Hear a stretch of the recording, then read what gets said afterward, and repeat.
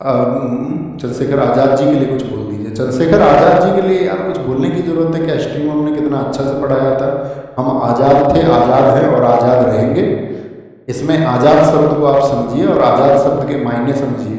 आपको जिस तरह से अपनी आज़ादी ज़िंदगी में चाहिए उस तरह से हम आपको समझा सकते हैं कि आप दूसरे की भी आज़ादी की उतनी ही चिंता और फिक्र करना। ठीक है, आज हम इतना कह सकते हैं आज़ाद नाम पर उनके जीवन पर कि आपको अपना जीवन आज़ाद होकर जीना है। इन्हीं विचारों में दब के आपके ऊपर जो थोपे गए विचार हैं उनको त्याग करके जीना है। जैसे हम कल कक्षा में भी साथियों को बता रहे थे टारगेट बैच में कि इस पूरे आप एक समुद्र के किनारे जाइए, समुद्र के किनारे आप रेत का एक कण उठाइए। अब सोचिए वो रेत का कण उस पूरी पृथ्वी जिस पर आप रह रहे हैं उसकी तुलना में वो कितना बड़ा है। क्या आप तुलना कर सकते हैं? यस और नो? आप कहेंगे नहीं भैया, वो कण तो अत्यंत सूक्ष्म है। उस कण को ऐसे लगता है कि कोई महत्व तो उसका है उस प्रकृति में, उसका योगदान तो है, लेकिन एकदम से नगण्य मालूम पड़ता है। ऐसे ही मेरे प्यारे साथी आप इस यूनिवर्स को देखेंगे, इस पूरे ब्रह्मांड को देखेंगे। इस पूरे यूनिवर्स में आप जानते हैं कि खरबों आपका आकाश गंगाएं हैं। जैसे हमारी आकाश गंगा है जिसको आप एंड्रोमेडा बोलते हैं, मंदाकिनी बोलते हैं, मिल्की वे कहते हैं, ऐसी ही खरबों आकाश गंगाएं और हैं। जैसा हमारे यहाँ पर सोलर सिस्टम है ऐसे ही इस यूनिवर्स में बहुत सारे खरबों सोलर सिस्टम है। अब हम आते हैं, हमारा एक सूर्य है, उस सूर्य का जो चक्कर लगा रहे हैं आप जानते हैं जिनको हम 8 ग्रह कहते हैं, उनमें से एक पृथ्वी है।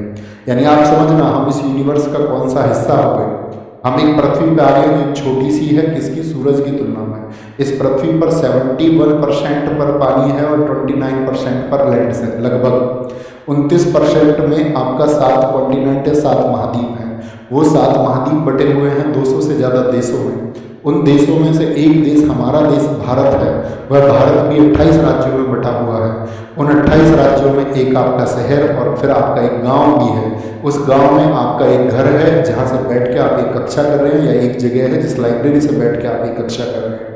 तो क्या आपका इतना छोटा सा हिस्सा जो था वो दुनिया में नफरत फैलाने के लिए आप पैदा हुए थे? क्या दुनिया में आप जातियों में, धर्मों में बंटने के लिए पैदा हुए थे? क्या आप लोगों में कमतरी का भाव देखने के लिए पैदा हुए थे? क्या आप लोगों के अंदर डर का माहौल बनाने के लिए पैदा हुए थे? या आप इस इंसानियत को और खूबसूरत बनाने के लिए पैदा हुए थे? सबसे ज़्यादा IQ इस ह्यूमन बीइंग को दिया इस नेचर ने, इस प्रकृति ने, उस सृष्टि के निर्माता ने। तो जिसको ये मिला सबसे ज़्यादा, वह इसका इस्तेमाल किस तरीके से कर रहा है? वह इसका इस्तेमाल कर रहा है नफरत फैलाने। मैं तो उनसे बस इतना बात कहूँगा कि आप आज़ाद रहना और दूसरों की भी आज़ादी का सम्मान करना। सबको आज़ादी से रहने का, और वो आज़ादी सबको समान रूप से मिलनी चाहिए। ठीक है, और सबको मिलनी चाहिए। ये हम कहना चाहेंगे। द फॉल ऑफ इस पैरट सलीम अली, क्योंकि साथी ये पक्षियों से बहुत लगाव